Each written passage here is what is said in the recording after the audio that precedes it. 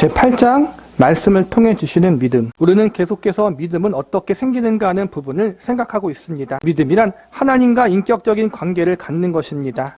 이 관계가 성립되려면 하나님과 화목해야 하고 하나님을 알아야 합니다. 그래서 우리는 먼저 구원을 얻어야 되고, 이 구원은 하나님의 전적인 은혜와 사랑, 홀로 행하시는 하나님의 능력에 기인하는데, 믿음도 그런 차원에서 하나님 쪽에서 먼저 당신을 우리에게 나타내시며 알게 하시는 것으로 시작됩니다. 따라서 믿음은 은혜요, 구해야 하는 것입니다. 출애굽기 10장에서 하나님께서 믿음의 근거가 될 내용들을 먼저 제시하고 계십니다.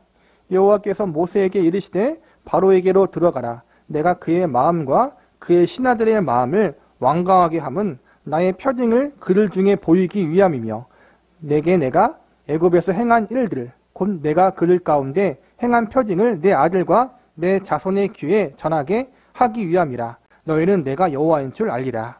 왜 하나님이 이스라엘 백성들을 애굽에서 꺼내실 때 10가지 재앙을 내리셨습니까? 사실 그럴 필요는 없습니다.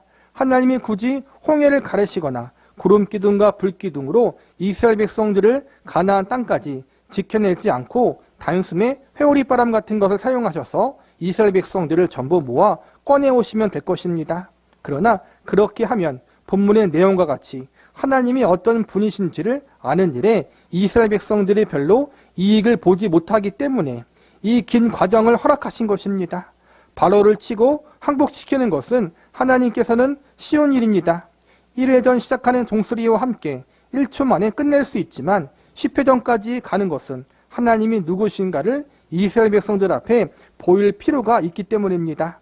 하나님의 백성으로 부름받은 자녀들의 마음과 생각 속에 하나님을 이해시키기 위하여 바로 단숨에 KO시키지 않았다고 성경은 기록하고 있습니다. 출애굽기 19장을 봅시다. 세계가 다 내게 속하였나니 너희가 내 말을 잘 듣고 내 언약을 지키면 너희는 모든 민족 중에서 내 소유가 되겠고, 너희가 내게 대하여 제사장 나라가 되며 거룩한 백성이 되리라. 너는 이 말을 이스라엘 자손에게 전할지니라. 여호와께서 모세에게 이르시되 내가 빽빽한 구름 가운데 내게 임함은 내가 너와 말하는 것을 백성들이 듣게 하며 또한 너를 영영히 믿게 하려 함이니라.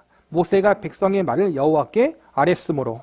하나님이 이스라엘 백성들에게 전해야 할 내용을 5절 6절에 말씀하셨는데 9절을 보면 그 내용을 전할 뿐 아니라 시내 산에 하나님이 강림하셔서 하나님의 임재를 나타내시고 두려움과 위험을 보이고 계십니다. 빽빽한 구름과 천둥과 우레소리를 듣고 이스라엘 백성들이 다 놀랍니다. 무백성이 우레와 번개와 나팔소리와 산의 연기를 본지라. 그들이 볼 때 떨며 멀리 서서 모세에게 이르되 당신이 우리에게 말씀하소서 우리가 들으니이다.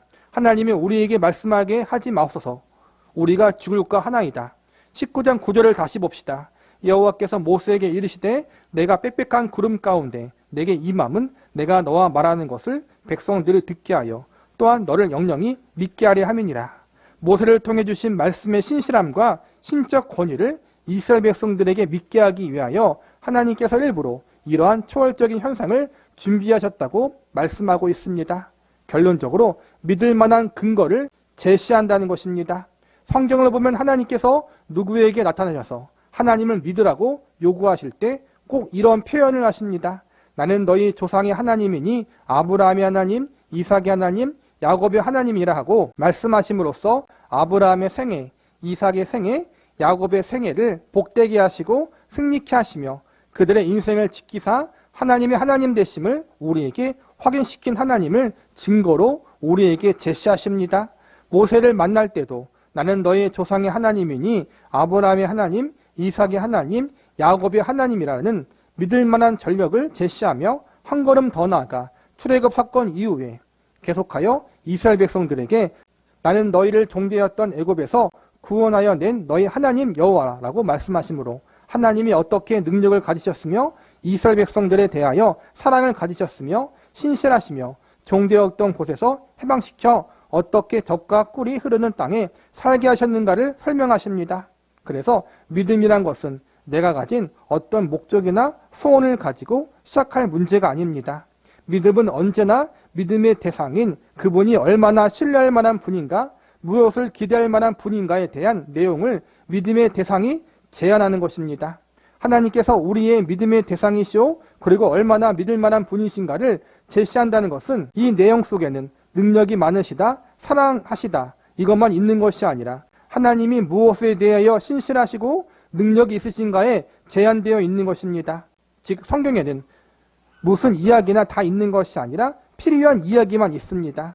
하나님이 누구시며 우리에 대하여 하나님이 어떤 뜻을 갖고 계시며 하나님이 기뻐하시는 것이 무엇이며 하나님이 싫어하시는 것이 무엇인가 하는 점이 나타나 있지 내일 어떤 주식을 팔고 사면 돈을 버는가? 라는 이야기는 없습니다. 하나님이 출애굽 사건을 통해서 10가지 재앙을 통해서 또 광야 40년 생활을 통해서 무엇을 알려주시는 거예요? 하나님이 어떤 분이신가를 알려주셨다는 거예요.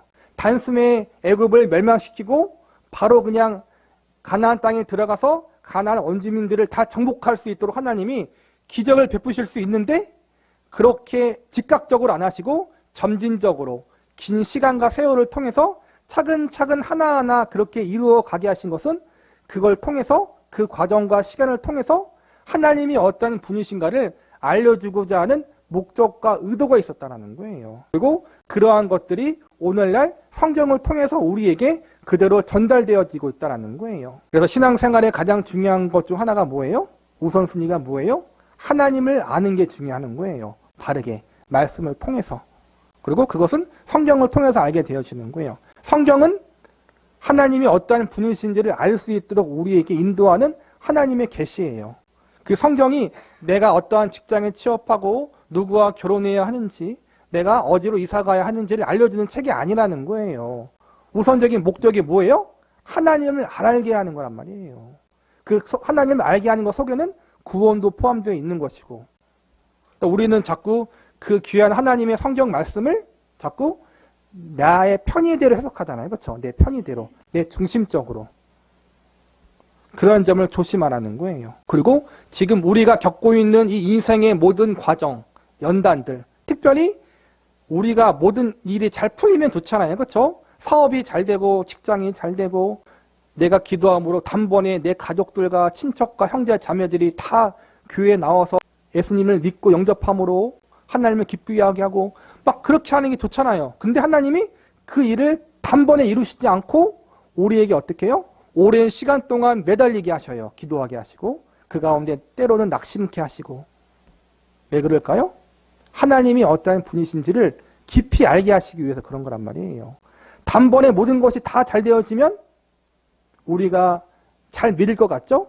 근데 그게 아니라는 거예요. 하나님은 우리를 그 시간 동안 연단하시고 훈련시키심으로 우리를 아름답게 만들어가는 작업을 하시는 거예요. 모세를 만날 때도 나는 너희 조상의 하나님이니 아브라함의 하나님, 이삭의 하나님, 야곱의 하나님이다라는 믿을 만한 전력을 제시하시며 한 걸음 더 나아가 출애굽 사건 이후에는 계속해서 이스라엘 백성들에게 나는 너희 종되었던 애굽에서 구원하여 낸 너희 하나님 여호와라고 말씀하십니다.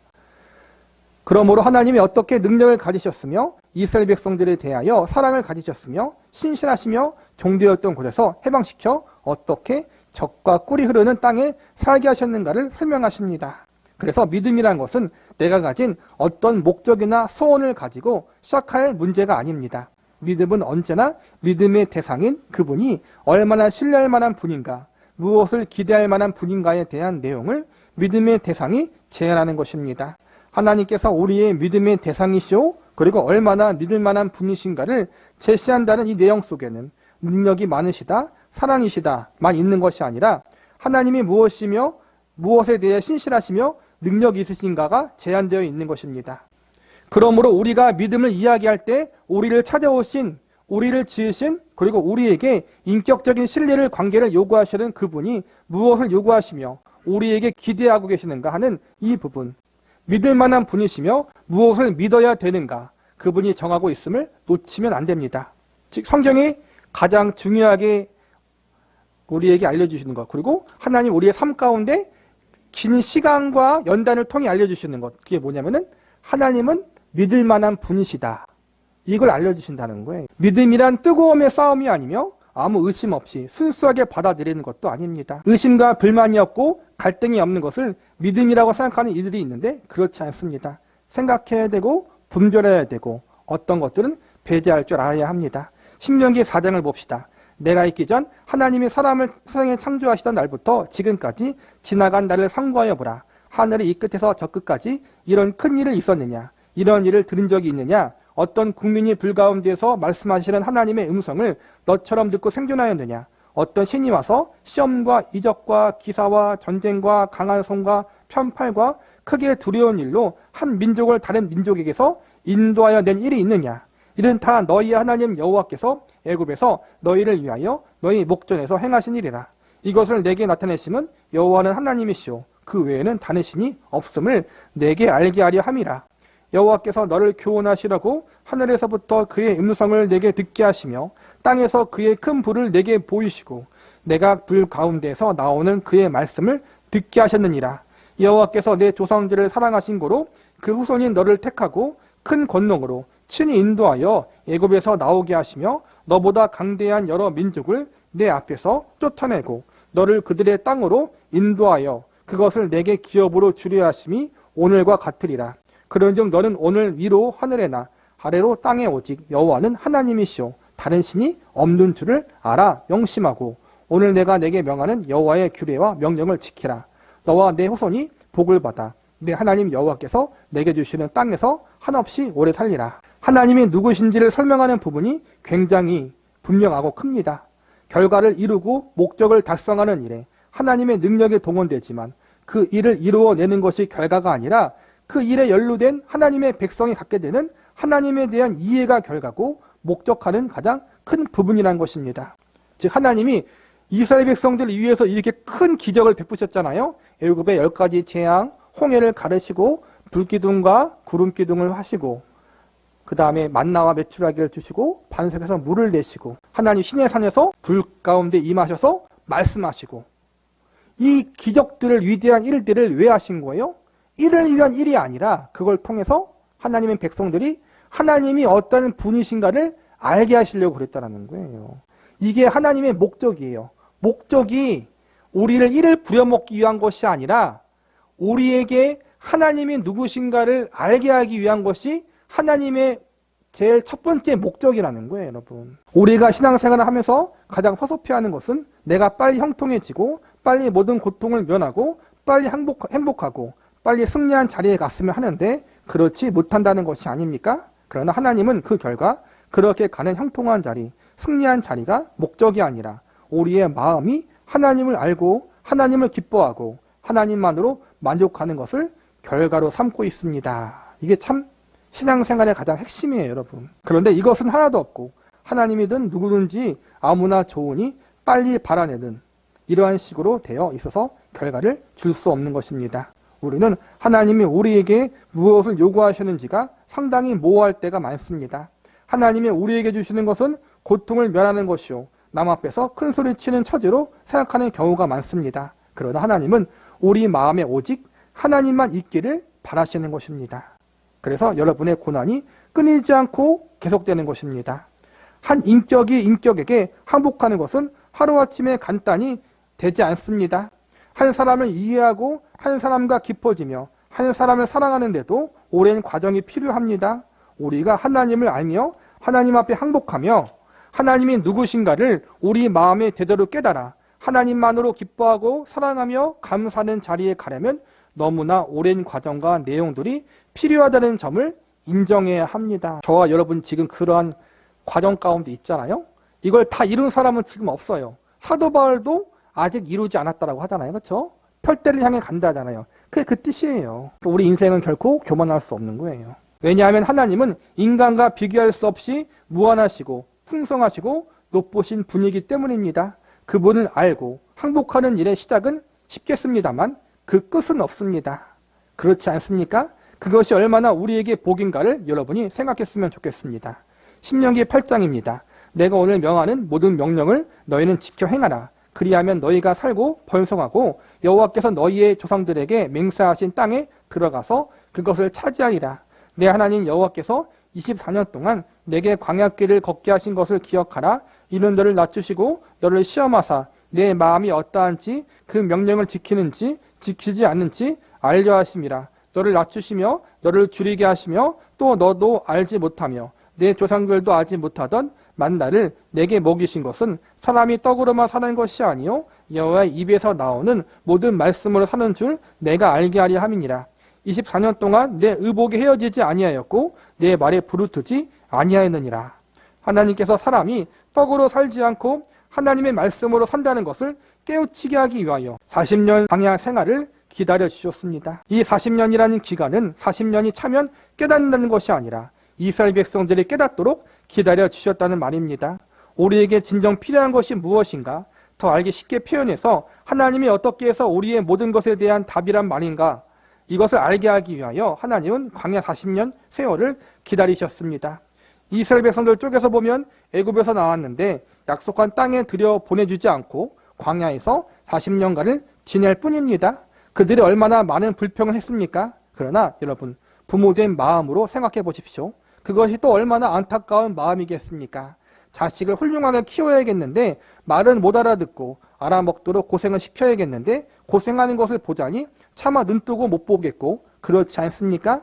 자식이 커서 군대 가면 차마 밥이 안 넘어갑니다. 군대 간 자녀가 오늘 하루 잘 보냈는지 밥은 잘 먹었는지 동료들한테 미움을 안 사는지 부모의 마음은 안타깝습니다. 그러나 군대에 보내는 것은 그냥 보호하고 끼고 살아서 올챙이가 개구리가 될 수 없기 때문입니다. 이것이 부모의 마음입니다. 광야 40년을 이스라엘 입장에서 보면 저들이 너무 고생한다, 하나님이 너무하신 것은 아닌가 하지만 아닙니다. 하나님이 더 마음 아파하시고 간절해 하십니다. 근래에 발생된 신앙성경 중에서 이런 제목을 보고 깜짝 놀란 적이 있습니다. 제목이 사람에게 비는 하나님입니다. 아직 읽어보지 않았지만 참 뛰어난 제목입니다. 사람에게 비는 하나님, 감이 잡히십니까? 여러분이 자식에게 꾸중하고 나중에는 욕까지 해보다가 야 내가 이렇게 빈다 라고 해보셨을 것입니다. 이것이 부모의 마음입니다. 때리고 별소리를 다 해도 안 되니까 마지막에 빕니다. 하나님이 우리에게 뭘 만들려고 하시는가를 알아야 됩니다. 알게 하시려고 그렇게 하시는 것입니다. 진리를 알면 무엇이 복인지를 알면 사람의 진정한 가치가 무엇인지 알고 하나님이 누군지 알고 어떻게 해야 자기가 복받는지 알고 무엇이 자기의 영광인지 아는 것이 우리가 말하는 신앙이며 순종해야 하는 내용입니다. 이것은 다 우리를 위한 것입니다. 하나님이 우리를 위하여 요구하시고 만드신 것입니다. 하나님은 우리에게 제발 하라고 빌고 계시는데 마치 우리는 혈타선이 없는 아이들처럼 굽니다. 신약 성서에서 어떻게 표현하고 있는 사도행전 17장을 봅시다. 바울이 아덴에 가서 우상이 가득한 것을 보고 화가 났습니다. 그래서 사람들에게 전도하는 내용입니다. 바울이 아레오바고 가운데 서서 말하되 아덴 사람들아 너희를 보니 범사에 정규심이 많도다. 내가 두루다니며 너희가 위하는 것을 보다가 알지 못하는 신에게라고 새긴 단도 보았으니 그런즉 너희가 알지 못하고 위하는 그것을 내가 너희에게 알게 하리라.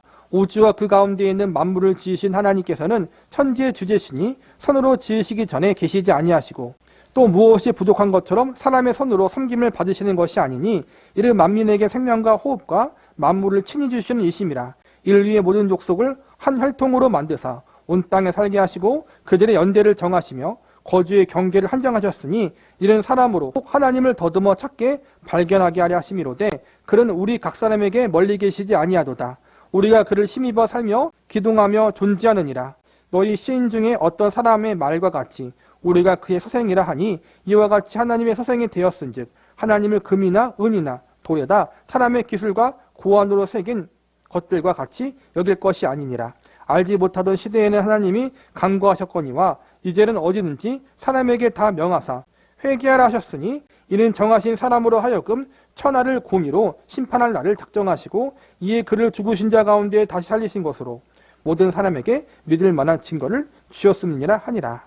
신약시대의 사람들은 믿음의 근거로 예수 그리스도의 오심과 그분의 부활을 듭니다. 이것은 역사적 사실입니다. 영화 배너는 각본을 쓴 작가의 집필 동기가 기독교가 거짓임을 증명하는 데 있었습니다.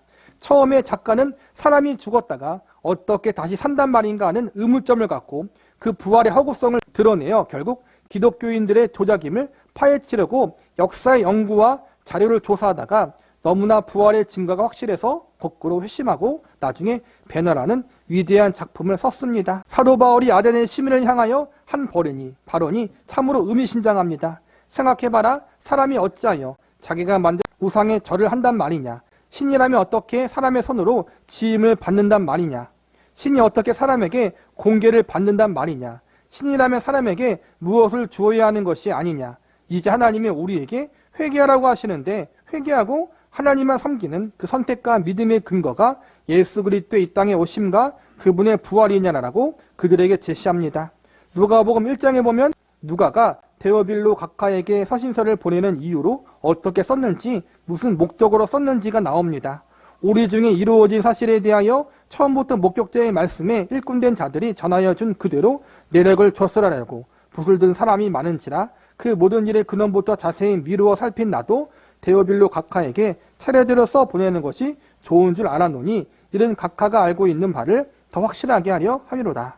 모든 믿음은 사실 근거로 하여 존재하는 인격을 대상으로 하는 것입니다. 그래서 기독교 신앙의 내용이 무엇이며 내용을 믿을 만한 근거가 무엇인가 할 때 그 내용의 진리됨과 그 내용을 요구하는 이에 인격적으로 거룩하고 확실한 존재에 근거하게 되는 것입니다. 이것을 하나님이 우리에게 나타내시며 진리와 영혼을 우리에게 나타내심에 우리의 영혼이 전 인격적으로 동원하여 반응하고 시험하여 결정하게 되는 것입니다. 말이 어려웠는데 우리가 믿음을 갖게 되고 하나님을 믿게 되는 것이 우연이 아니라는 거예요. 하나님이 우리를 설득해서 그렇게 이끌어 오셨다는 거예요. 그래서 우리는 맹목적인 믿음을 조심해야 돼요. 하나님은 맹목적인 믿음이 아니라 하나님이 어떠한 분이신지를 아는 신뢰, 그 인격적인 관계에서 하나님을 믿기를 바라는 거예요. 그러니까 하나님이 하나님이기 때문에 믿는 것도 중요하지만 그 하나님이 어떠한 분이신가를 아는 신뢰의 관계를 통해서 믿는 게 더 중요하다는 거예요. 그게 성숙이잖아요. 그러니까 어린 아이가 부모니까 믿잖아요. 그렇죠? 근데 나이를 들면서 우리 부모님이 어떠한 분이신가를 알기 때문에 더 신뢰하게 되잖아요. 그런 관계를 하나님이 원하신다는 거예요. 그리고 하나님이 그렇게 우리를 찾아오시고 그렇게 인도하고 있다는 거예요. 이런 일의 가장 큰 예가 아브라함이 이삭을 바친 사건입니다. 앞서 여러 차례 보았지만 상당히 극적인 내용으로 한 번 더 봅시다. 그 일 후에 하나님이 아브라함을 시험하려고 그를 부르시되 아브라함아 하시니 그가 이르되 내가 여기 있나이다. 여호와께서 이르시되 내 아들 네 사랑하는 독자 이삭을 데리고 모리아 땅으로 가서 내가 내게 일러준 한 산 거기서 그를 번제로 드리라.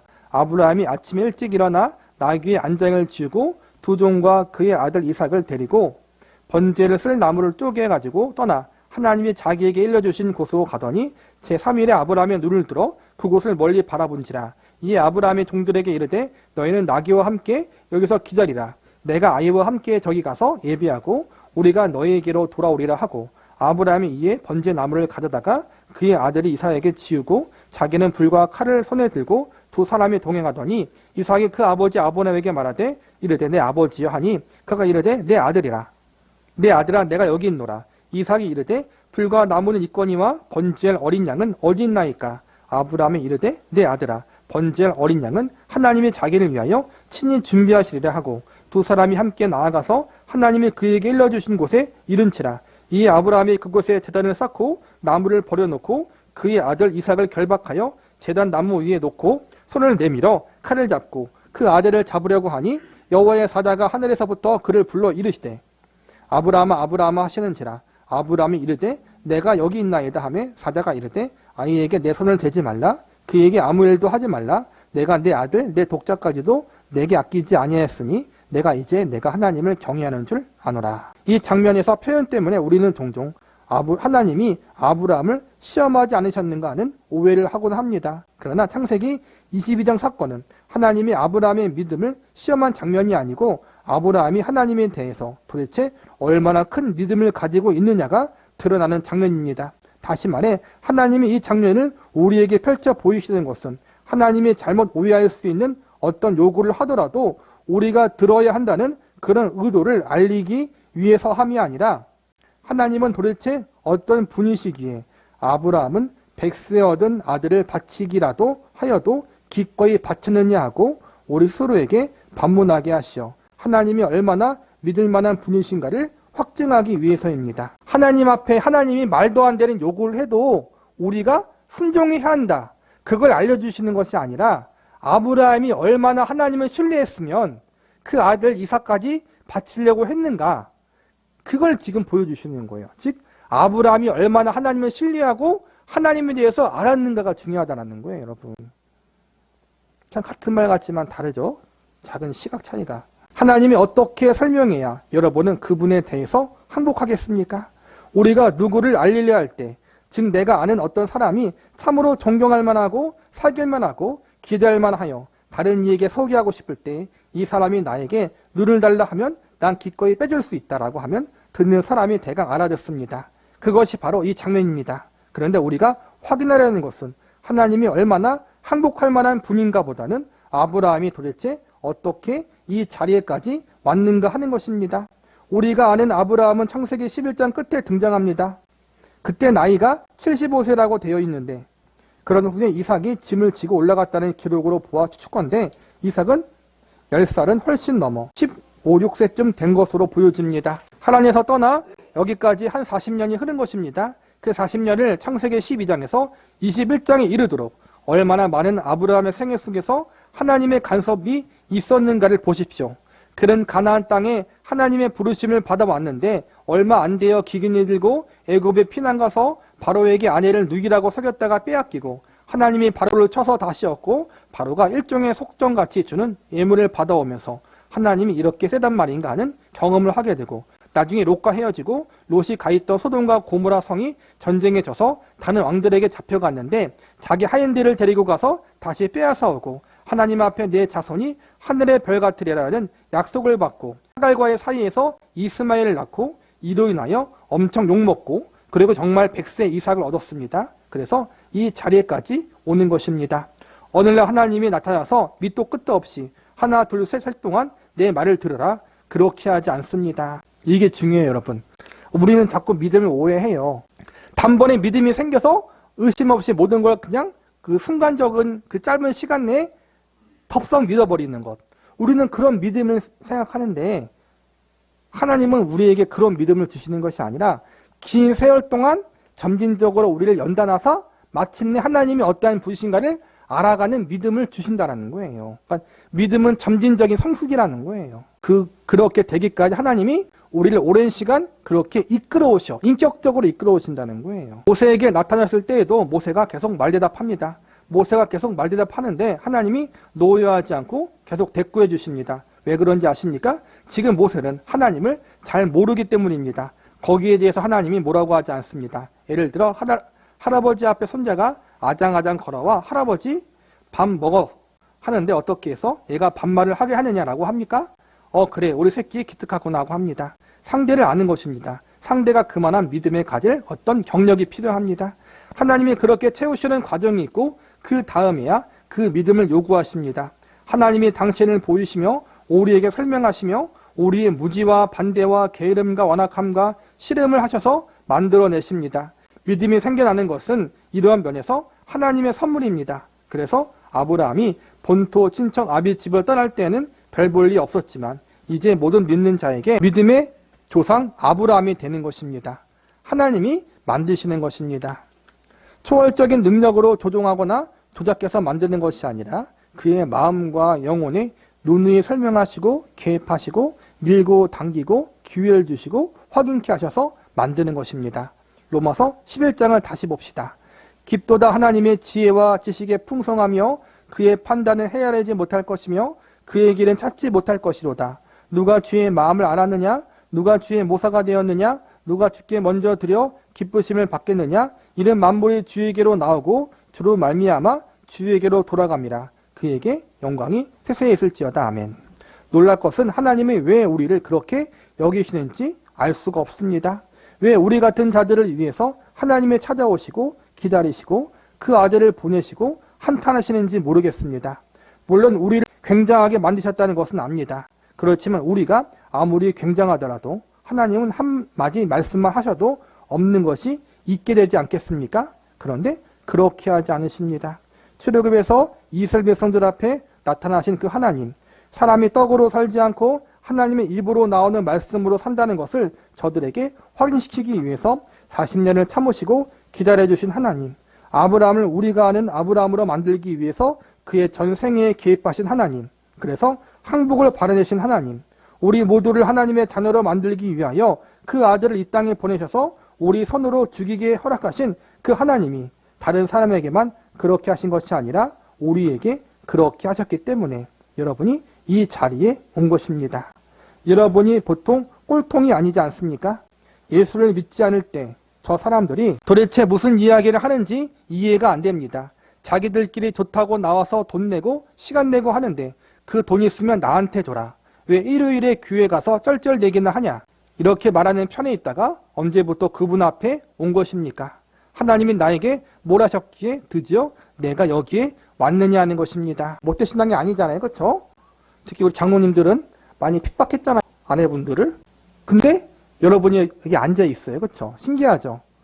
하나님이 그렇게 우리를 인도하셨다는 거예요. 여러분. 그리고 처음 부르셨을 때보다 지금이 더 하나님을 알아가잖아요. 은혜에 감사하게 되고 감격하게 되고. 이게 하나님을 저와 여러분을 인격적으로 이끌고 계시다는 확증이 되는 거예요. 여러분. 잘 생각해 보십시오. 여러분은 지금 자신의 신앙에 대해서 의심하며 스스로 부족함을 갖고 있을지 모르지만 이미 그렇게 느낄 만큼 갖고 있어 교회에 와서 이런저런 불평도 하는 것입니다. 술 먹는 원수들은 술을 끊기 위해서 어떻게 애를 쓰냐면 고민하다가 일단 술집에 가서 고민하자라고 합니다. 그래서 평생 술을 못 끊습니다. 예수 믿는 사람들은 의심을 어디 와서 하냐 하면 교회에 와서 합니다. 저한테 이런 시비 전화 많이 옵니다. 목사님 정말 하나님이 계신 겁니까? 목사님 저한테 이렇게 물어볼 때 벌써 신자인 것입니다. 자기의 신앙을 분명히 해달라는 것입니다. 진짜인지 가짜인지 하나님이 있나 없나를 알려달라는 것입니다. 신앙의 자리에 서지 않고 중립지대에서만 고민하면 목사한테 물어보지 않고 하나님이 없다는 사람한테 물어보게 됩니다. 여러분이 목사한테 신앙의 의문점을 물어보는 것 확실하게 해달라는 것이지 나 중간에 서 있습니다가 아닙니다. 그러니까 하나님께 하소연하는 것조차도 우리가 믿음이 있기 때문에 한다는 거예요. 믿음이 없는 사람들은 교회 가도 무당 찾아가요. 여러분. 전보로 다니고. 또 우리는 하나님 원망을 해도 불평을 해도 하나님께 하잖아요. 그렇다면 우리는 이미 하나님 안에 있는 사람들이라는 거예요. 그리고 하나님이 그러한 자리에 있는 우리를 계속해서 성숙의 자리로 이끌어가고 있다는 거예요. 왜 그렇게 됐습니까? 하나님이 여러분 인생에 벌써 이 모든 일을 행하셨기 때문입니다. 그것 없이는 아무도 예수를 알 수 없고 하나님을 알 수 없고 그 영혼이 하나님을 알기 위하여 열심을 낼 수 없습니다. 이미 여러분은 여러분의 마음속 깊은 곳에 영혼 깊은 곳에 하나님을 아는 것과 하나님에 대한 항복이 가장 중요한 기초로 자리 잡고 있는 것입니다. 그 이후에 집이 잘 지어지지 않는다고 여러분이 혹 불평을 하고 있는지 모르지만 그 기초를 흔들 자가 없습니다.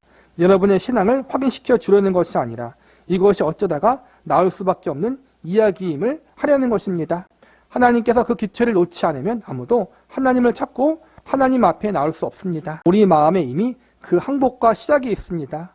누가 주께 먼저 드려서 갚으심을 받겠느냐 하시는 말씀대로 하나님이 우리에게 이미 얼마나 많은 것을 하셨는가, 우리 영혼에 얼마나 많이 하나님을 나타내시며 우리 마음에 항복할 것을 주셨는가, 이런 확인을 할 필요가 있습니다.